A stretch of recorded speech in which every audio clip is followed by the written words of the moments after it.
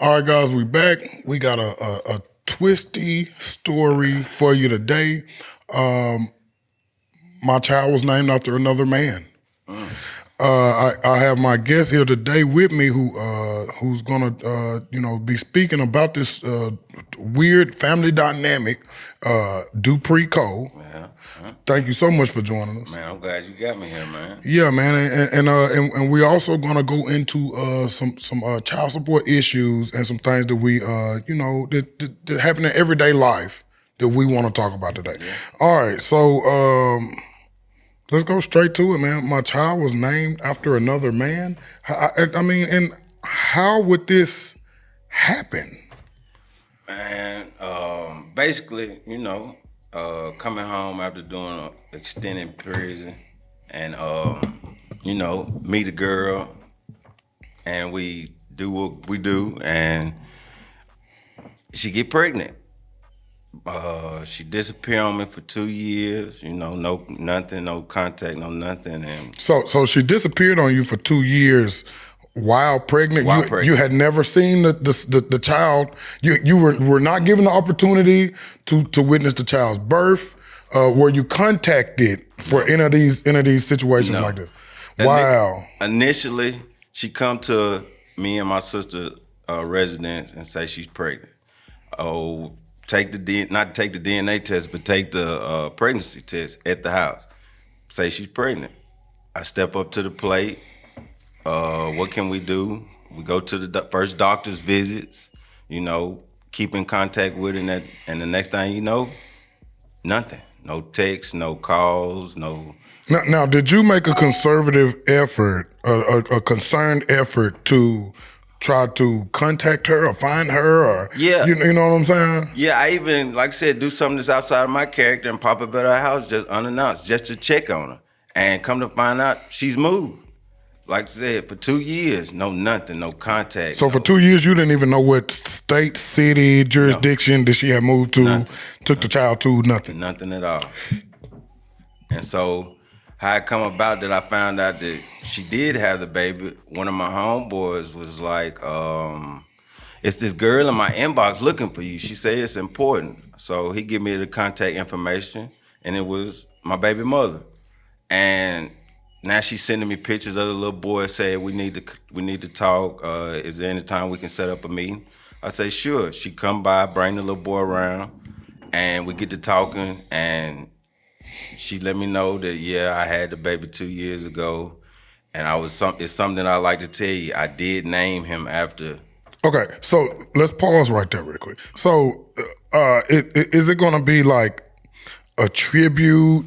Or a symbolic name, or maybe a kinsman, maybe her granddad or something like that. I mean, we can live with that. Yeah. We can understand that. What are you saying, another man? Are you saying, was it a tribute? Was it her kinfolk? Was it her uncle, her dad? Did she name the baby after? No, she gave my little boy the father, the man that she thought was the father, family name. But you said prior that she came to your place, and took the DNA test. Yeah, I mean took the pregnancy test. Yes, and then she felt like it was yours. Yes. Okay, and then now it's a whole new story. Yes. Okay. Come to find out, she had a boyfriend, and that's who she thought initially the baby was. I don't know what happened in between them 2 years that they found out it wasn't his. Now she comes to me with the baby. We take the DNA test, and he is mine. And automatically, I step up. Okay.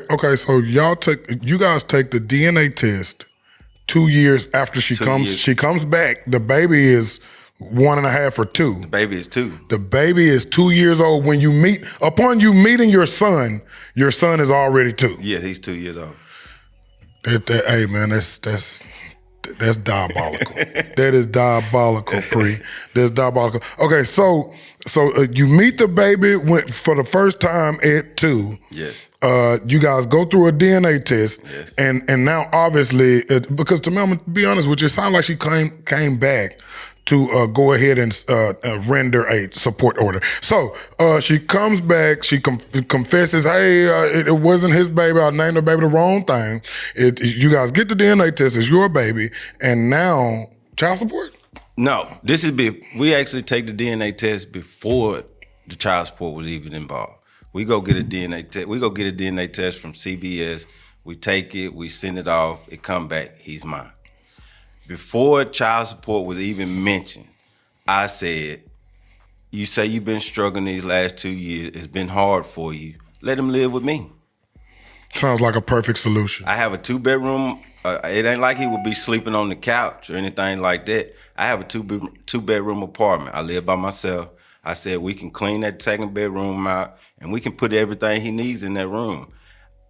All I'm saying is, you say you're struggling. Let me take that burden off you for a minute. Now, how did that go over? How did she take that? What was her response? I ain't giving you my baby. But but minutes before it was our baby. Yes. Okay, all right. I just want to clear that up. Yeah, and like I said, I ain't giving you my baby. So we go on down the line. You know, me and my family, we open homes and doors and our arms to her. Say we throwing birthday parties for my nephews because my sisters got kids. We throwing birthday parties for them. Not only do we invite my son, we invite her. Yeah. You know, my family ain't toxic. You know, that's my sister's nephew and that's my mother's grandchild. So now this is where it goes downhill. You're asking me to send you money every week, and when I don't, you threaten me with child support. And I'm like, come on, man. And she and before you know it, I get the papers in the mail. Yeah. All right, we go through child support. Come to find out, they make me pay like $230 a week. So that's like $9 and some change a month. All right, so now that we're in the child support system.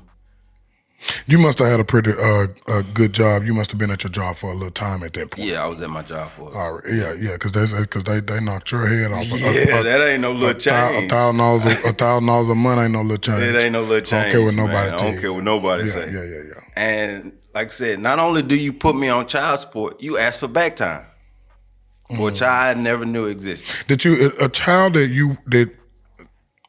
you weren't given an opportunity until 2 years into the child's life, and they're asking for back time after they abandoned y'all situation and the thought of in your mind of a child. It's not. I mean, you couldn't cry over spilled milk. No. You know what I'm saying? No shade. She said, I guess it wasn't mine. I guess she came to the conclusion that it wasn't mine. So I went on with life for them 2 years. Of course. What are you supposed to do in that situation? She disappeared as well. Yeah. And like I said, they asked for back time and got it. And I'm like, is that fair? But when you get into the child support system, it's nothing fair about it. It's nothing fair about it. No. They don't care about how you feel, how you figure it's supposed to go. None of that. They go strictly by numbers. Custodial parent is going to be, and 9 times out of 10 in the state of Alabama, custodial parent is going to be the female. Yes. And the custodial parent is going to be treated completely different than the. Yes. Yes. Basically, the parent that's on does not the custodial parent is going to be treated like a defendant. Yes, you are the defendant. Yeah. Yes, you're pretty much looking at it like you're a criminal. Yeah, you're a criminal. You're automatic in the child support system. You're automatically, if you're not the custodial parent, you're automatically looked at automatically as a deadbeat. Automatic, and especially in the state of Alabama. Especially in the state of Alabama, not knowing the subject, not knowing the background, not knowing anything like that. But when you get in that child support system, no one cares how you feel. No. You can come with receipts. You can come with paperwork. You can come showing that, man, I have been taken care of. That's a gift. The court didn't order it, so everything that you done until you had got that order, it was a gift. They can tell a few lies on the stand without having to worry about contempt. Oh, they don't have to show paperwork. No. They go off their word. Yeah. Like in my situation, mine said that he was in daycare, so they automatically charged me $500 for daycare. Mm. And like I said, a lot of people don't know that. They love screaming that 50-50 thing, but not knowing that when you put me on child support, I'm responsible for 65% of that child's living. So wow. So the child support paying parent, the non-custodial parent, Yes. whose child support has a child support order. Yes. Their child support covers for 65% of the child. In the state of Alabama, yes. I did not know that. Yes. Can you repeat that again? Yes, in the state of Alabama, the person who pays child support covers 65% of their child. So they are left with the 35%. Does the custodial parent supposed to match that to match up to 35%? Yeah, they supposed to bring that to the table. That's their responsibility. They gonna make sure that I cover mine because they take it out of my check every week. They get theirs before taxes do. Yeah. And that's not considering your living bills, your rent, your light bill. Say if I only go to work enough to make that $230, they're not gonna be like, oh, he didn't make number $230 this week, so we just gonna take this amount out. No, they're gonna take that whole $230. And if you got a cent left, then that's what you get. That's what you get. Man, that is crazy. Yeah. Okay, so more on this story. I just gotta ask. You know what I'm saying? The babies too. You get issued child support. The babies too. You just meet the baby at 2. Yes. You take the DNA test to confirm that it's yours. Yes. And then child support. Yes. And then does it get messy after that? Or Man, it just goes completely down here. Like I said, me and my family, we open our arms to her, and she comes with the extra stuff. I don't want my son around, no females, but I go pick up my son from your dude while he's at work. Or she know I have dogs. I don't want my son around no vicious animals. But I'm like, I be having to tell my little boy to leave the dogs alone. Get out the dog's cage. So, and then you understand that it's a control thing. That's what you learn. It's a control thing. You want to control not only the child, you want to control the aspect of everything around the child. Not only the child, you want to control the narrative. Yes. Of in my life as well. Yes. And we're just not doing with that. Let me ask this: Are you and the child close? Y'all still got a relationship? I mean, it sounds like it would be a tough job to build a relationship in that environment, in that atmosphere. I'm gonna be honest, man. I'm gonna be very transparent. As of right now, I have no emotional attachment to my son. And it does sound messed up, but I'm just expressing myself how I feel. I wasn't there. I wasn't there through the pregnancy. I wasn't there when he was born. I wasn't there for his first 2 years until you brought him to me. So when you bring this child to me, I try to establish a bond, but you make it so hard that now all I'm seeing is a financial burden. And when I say you're making it messy, like I said, me and my family, we open our arms to you. Of course. We invite you to events that we're doing. We try to get the baby to come to, we going on trips. We try and get the baby to come on the trips with her. My little sister texts you, you don't answer the phone, you don't text back, because she trying to get the baby over the weekend. She got the rest of the boys at the crib, so she was like, why my brother little boy ain't here? You don't answer the phone, you don't text back or nothing, but you can request for me to send you some money. Communication is impossible. Yes, most definitely. The only time communication is possible is when it's from her end to you guys. You guys can pick up the phone. Yes. She can choose not to pick up the phone if they want to. Yeah. I mean, that's how you get handled, man. You know what I'm saying? That's how you get handled in this situation. Or you get to the situation where me and you don't get along. Me and you we don't. I'm not finna sit here like I'm just innocent. I'm not nice. I don't like you. And I'm an adult though. And I say, well, since we don't get along, let my family be the mediator between us. Let my mother be the go-between. Or let my sisters be the go-between. And I don't want to deal with them because I don't want them in my business. Okay. And you be like, what business do you have that they gonna be in? They just want to deal with their family. That's their family. I shouldn't have to go through them. I didn't have a baby by them. But we don't get along, though. Every time we get on the phone, it goes completely. It shouldn't have been 2 years before I got to be introduced to my son. It shouldn't have been. I should have got a call at least a week prior to giving birth. You know what I'm saying? There's so many things that was unjust for you. That now she brings up what's just and what's unjust. Man, I said, man, you had some indication that the child was mine because you come pee on the stick at my house. I say all you had to do was be upfront. I have a dude I think is his. Okay, well, keep in contact with me.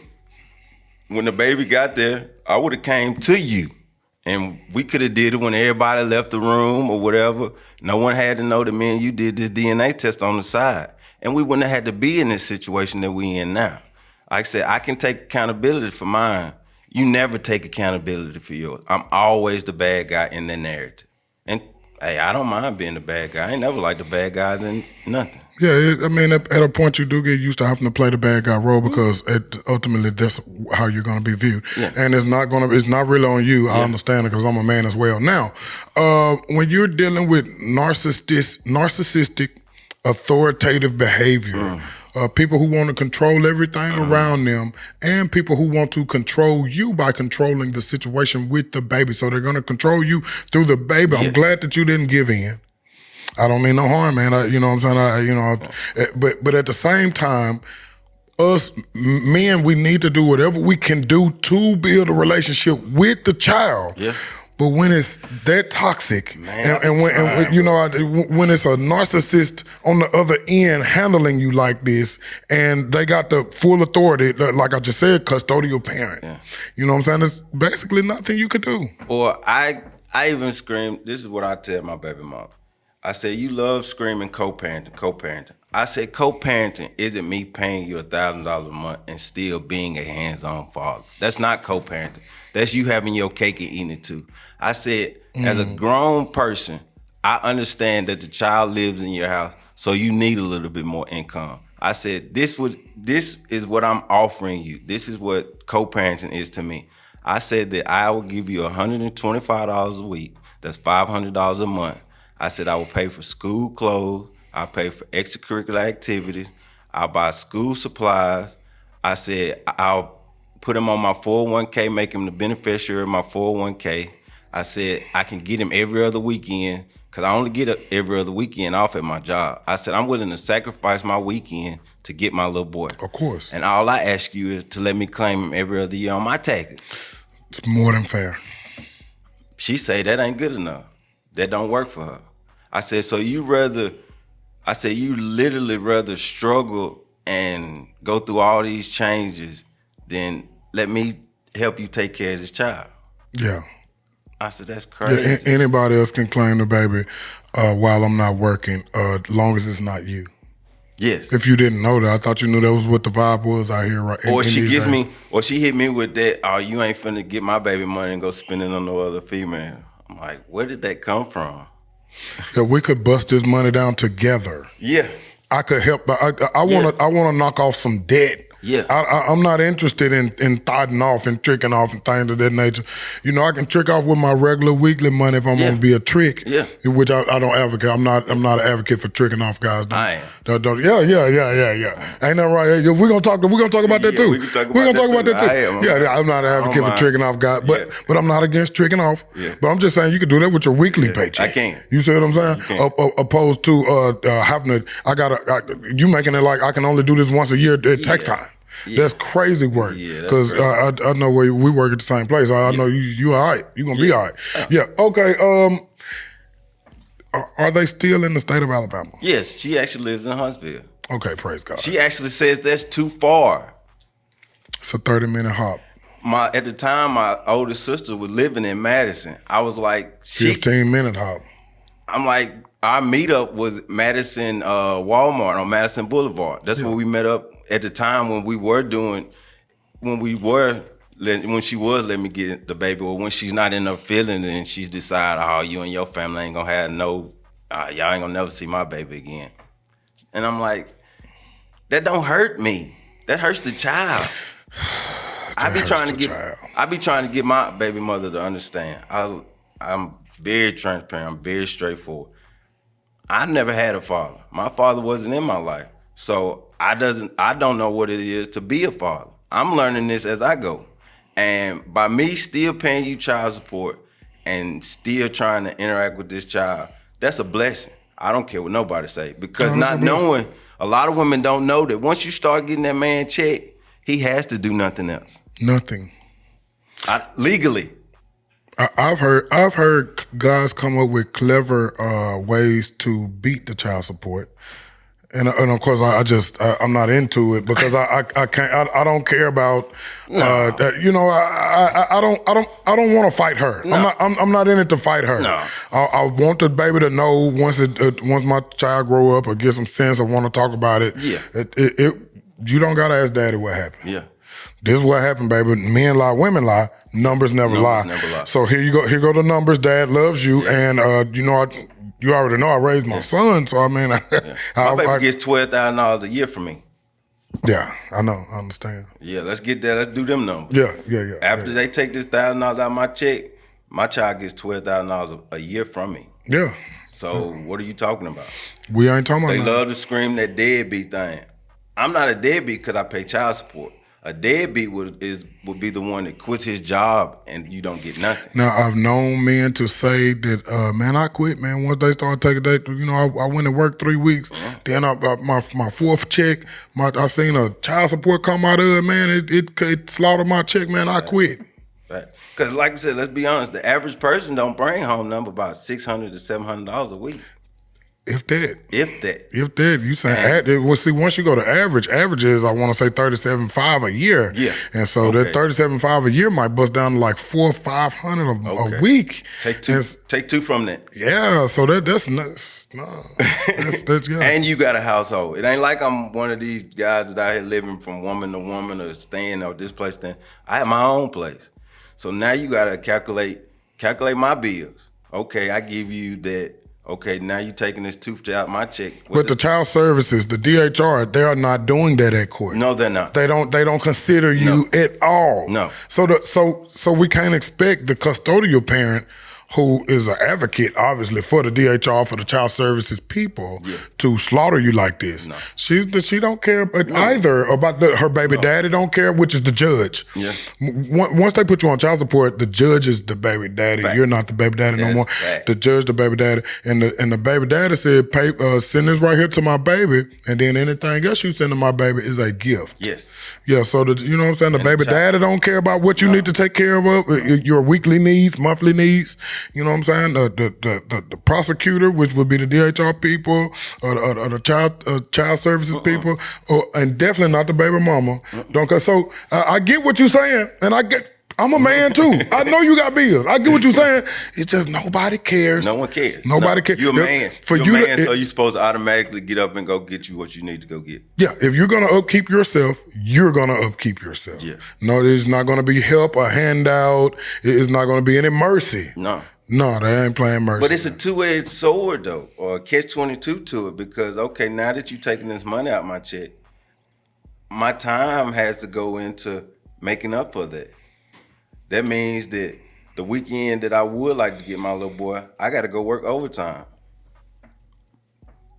And like I said, or his birthday coming up, and you want me to go half on the birthday. I done already gave you child support. I went half on the birthday. I went half on it. Bro, I be thinking that I'm crazy for thinking that. You're not crazy. Like, man, if they just hit me up for this, and then I thought that I already went half on whatever you was going to need for all months of the year, I thought I went half. You did? I just thought I went half. Legally, you did. Legally, I went half. So when you hit me up and then ask me for something outside of that, then now this is a gift. I ain't gonna lie. I'm cool with going back to court for a reevaluation whenever. Yeah. Okay, so if the baby needs something else, let's do that. But I would much rather, honestly, have no communication with the person that's blood sucking me. Right. Because it really don't take all this per month. You know, I done raised children in home, and it didn't take X amount of dollars per month. Anyway, I don't want to get personal with it. So you know, that is can things be smoothed out with the baby for the child's sake, like you said earlier? With the baby mother? No, not with the baby mother. I finna say, cause yeah, that's dead. I don't want no dealing with my baby mama. Okay, but I get that. I get that. Is it a way to communicate directly with the baby? Children getting older, is the technology age. All the children got a cell phone. Can you text 6. The baby? My little boy's 6, and not only he's 6, he's autistic. Yeah, okay. My little boy happened to be autistic, so I have said that. I said when my little boy gets to the age that we can communicate and have, he gets to understand, I'll make sure I'm completely available for my little boy. I make sure he has a phone to contact me, make sure he has... But it doesn't sound like you're unavailable for him right now. It just sounds like that there's a road bump, and it sounds like the bump in the road is the baby mama. I'm not trying to. She is the common denominator. Yeah, but she's also the custodial parent who determines where the baby's whereabouts can be and what's good and healthy for the baby. Like that's kind of not on you. Yeah, and I'm not trying to give you a pass. No, I'm not trying to give you a pass. I don't do that. I don't do that. I know you watch the show. I don't give niggas passes. Yeah, you know what I'm saying? But it just sounds like that you can't. Yeah, what can you do to be in the baby's life? Except whatever she want.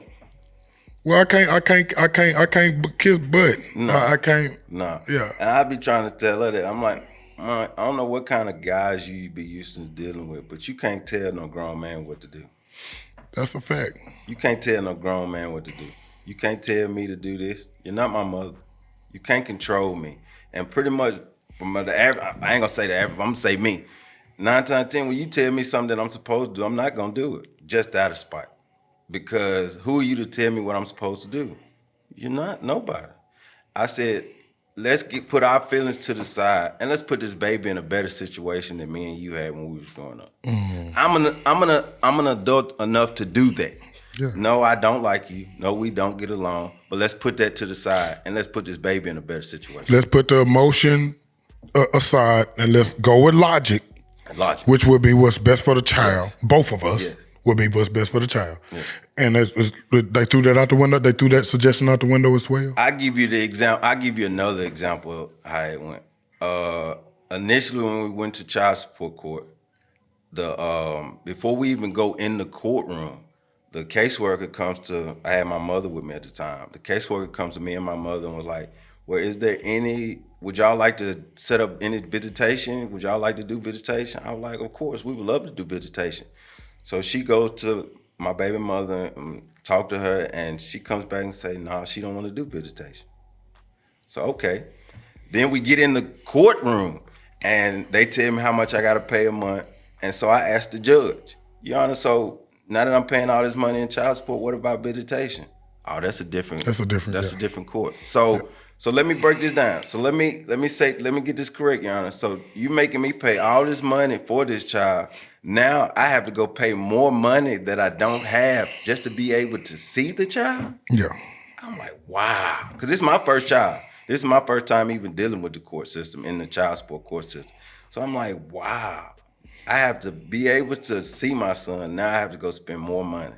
Yeah, I think it might have been like $195, like $110, and then $85 for something else. I can't remember what all it was to go and try to get your, you know what I'm saying, some visitation rights. Or now, if I want to do the so-called 50-50, now I got to go pay $2,500 for a lawyer, and that'd be my thing when they first go fight. With what money? You're already killing me on the child support. You took everything I got. I'm like, come on now.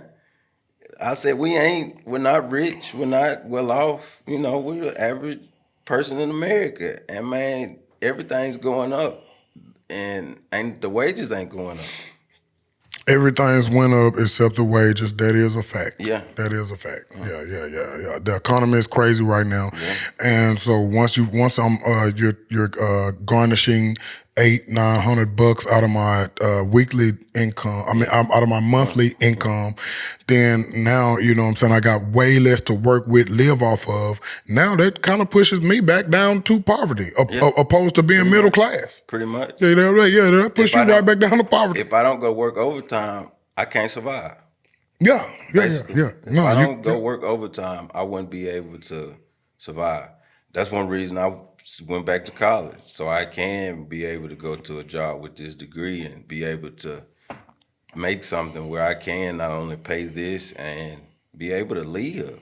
Because no one wants to go to work and just pay all these bills and not be able to do nothing. Look, I don't want you to have to deal with another, you know what I'm saying, what we just called it, when you got to go back to court and a reassessment. I don't want you to have to go through that, so don't even mention your degrees, and don't even mention trying to get a better job, man. You better stay where you at right now. I'm going to get a review in a couple more weeks. You're going to get a brand new review in a few weeks. But okay, that was a great podcast. Hope you guys enjoyed it.